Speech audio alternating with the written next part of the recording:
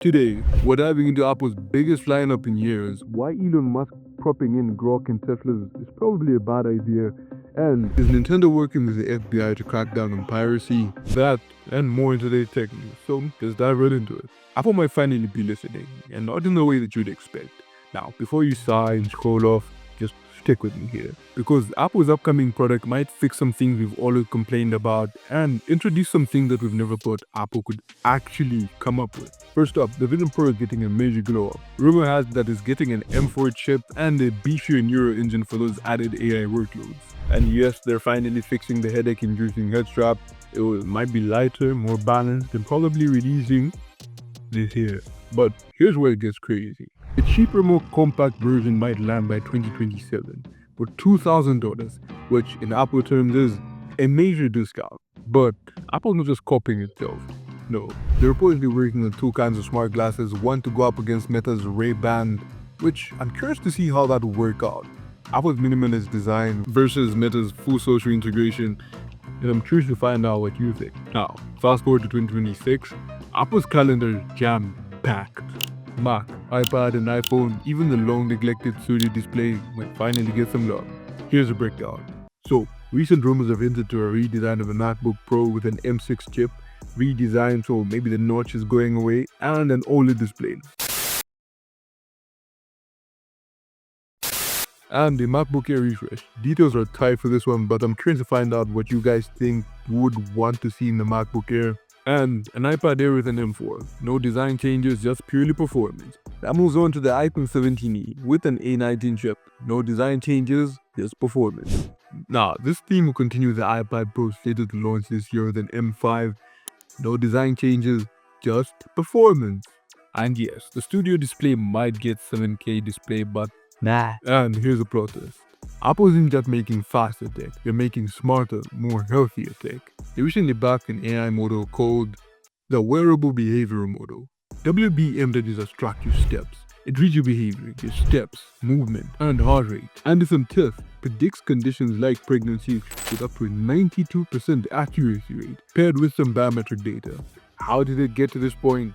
Well, using 2.5 billion hours of Apple Watch data from 160,000 participants. Though it's unclear whether we'll see this tech in consumer hardware, it's cautious to know how Apple is moving to the health-focused perspective, which I'm happy that you can see too, or in some capacity.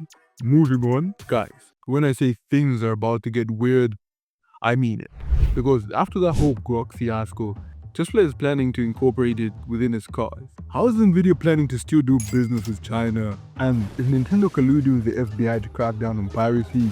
XAI just dropped Grok 4, and its premium cousin, Now, their performance rivals with some key benchmarks, and now Musk wants to put Grok into Teslas, which is similar to what Ford or Mercedes have with their own AI voice assistant. Now, it should be worrying for a Tesla driver finding out this news because imagine you're driving back home after a long day at work, you're seated in your car, you ask your AI voice assistant for a calming chant on the drive home, and it responds to the German speech that echoes like it's 1942. And if you thought that was enough, there's more AI making. So, get this. McDonald's AI hiring assistants just exposed the data of over 69 million applicants. How? You wouldn't believe this.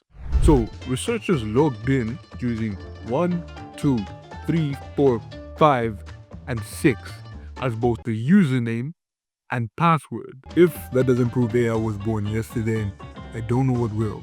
Now, picture this. You're in one of the most beautiful spots in Dubai, being served by an elite, world-class culinary master named Chef Ayman, only to find out he's not real, but an AI.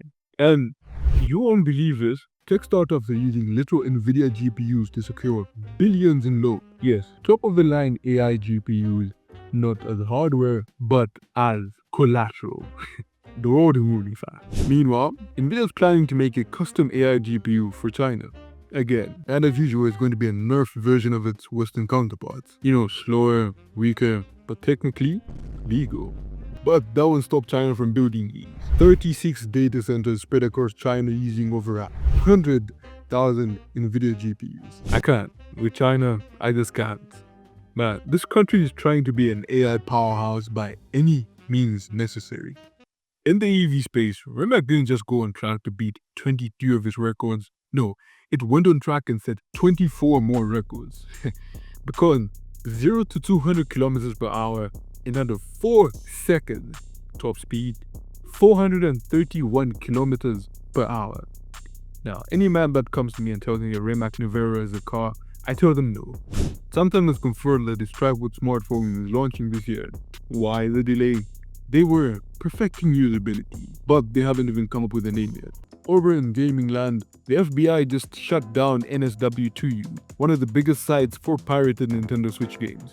The site stayed up for a few hours but was quickly taken down with an FBI warning, which co-branded the Dutch tax authority because nothing says you messed up like international IRS vibes.